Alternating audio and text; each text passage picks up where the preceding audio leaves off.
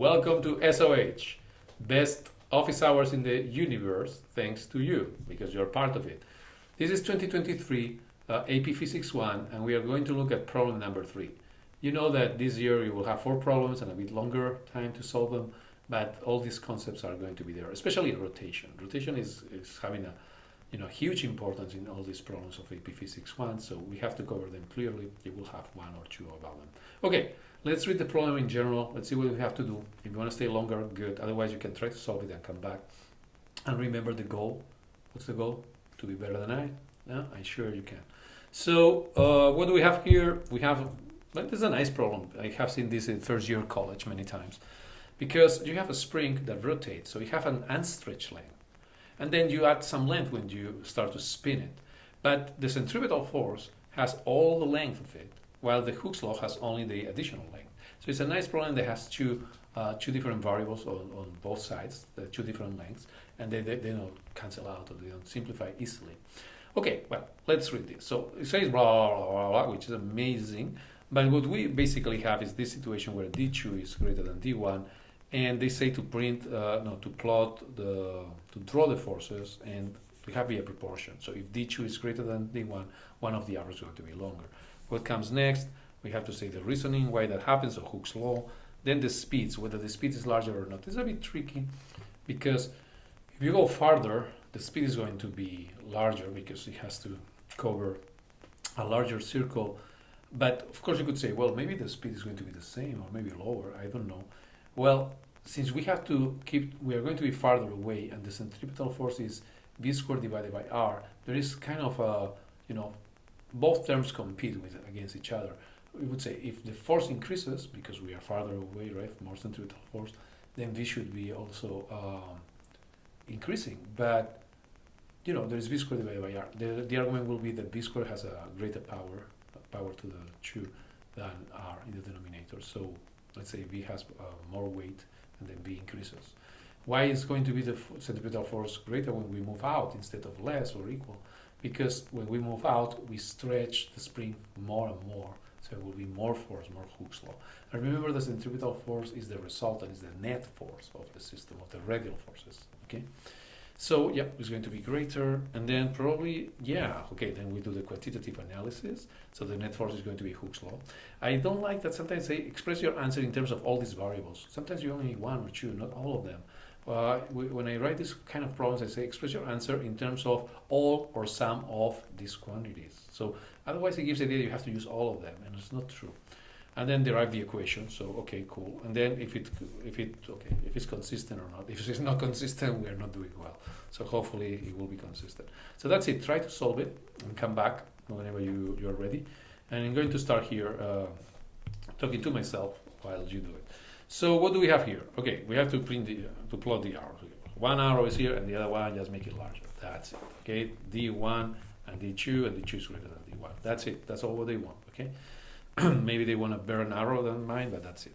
So what happens here? Describe your reasoning. Oh, well, okay. I mean, if D2 is greater than D1, then Hooke's law, so the force D2 is greater than force at D1, yes, because there is more stretch. They just want you to see that you thought about it a little bit, not just nothing with no reason. So therefore, we have the arrow is longer, okay, more magnitude. Okay, fine. And what else? This is tricky because you cannot say that like without thinking. So and they say without using equations. So sorry, but you have to use some equations in the sense that, well, there is a centripetal force. If the centripetal force would have a different expression, then things would, and it depends on the expression too.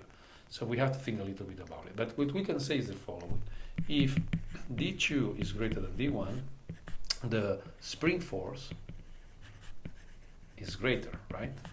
It's greater. Oops. Okay, it's greater. Okay. Then, but it is a force, it's a radial force, and we have the tangential speed, so we have to relate with the centripetal force that has an equation. Then we can say that spring is greater. Okay, period. Let's just write here a period. And then the centripetal force is proportional to v squared divided by r. And we are using v because they say the tangential speed, not the rotational speed, okay? So if we have this is greater, of course, different things could happen. I don't know, v could be less and then r much less. But notice that r is increasing, right? R is increasing. And we want this to be also increasing. So if this is increasing, this has to increase even more. Okay, so v increases. We don't have to say how much, but v increases to be able to have v squared divided by r greater. Okay. So yeah. Now notice that r is not just d2 or d1. R is indeed L plus d. So let's say that r1 is L plus d1 and r2 is L plus d2. We will consider that later. So, but yeah, just notice that. Okay. So it's greater. Be careful here. v1 is less than v2. I want people to choose this one, right? No, just because it's the other order. Okay. So let's see. Consider the scenario, travels, blah, blah, blah, blah, blah. Determine the expression. Okay, so here they want to do some math. Okay, the net force is just, there is only one force, the spring. So it's a spring force, that's it. But they want us to write it like in terms of this. So it's this, nothing else. So we don't use this and we don't use this. No. So it's all or some of these quantities. Now, for this expression, the net force, remember, is equal to the centripetal force. Forget about the centrifugal force, okay? I'm never going to use it. Well, you don't need it. You may like it sometimes, but we don't need it. But this one, which omega square or v square? Well, we have v, so we're going to use this expression. The other expression would be this one, right? But we have v. Now, what's the tricky part? Always if we're centripetal or centrifugal, if you use it, be careful with the r. R is the rotational distance. So this is rotating from this axis. So it's all this distance. So it's L plus d. So let's go here and write this is L plus d. And this is why this problem is kind of cool, because when you write this problem, if you would be a teacher, right, you would have, you see, this variable and this variable are different. So it gives you, even a second order polynomial, it gives you a lot of room for asking different kind of questions. In this case, they want us to, well, we use this, to derive what's the expression for v, so you can just multiply and divide, so you have this. This is going to be constant for any distance, and then this depends on the distance, right? If you want, let's try to check the units, just for fun. So K comes from here, is a force divided by a distance, newtons divided by meters. Don't confuse with M, which is the mass. And this is divided by kilos, right? So kilos. And then here we have meters and meters. So this goes with this.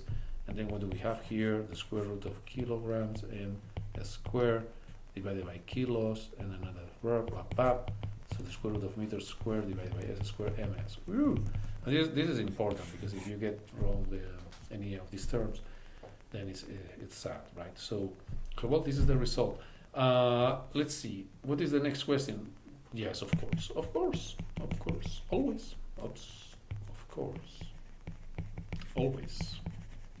What a question.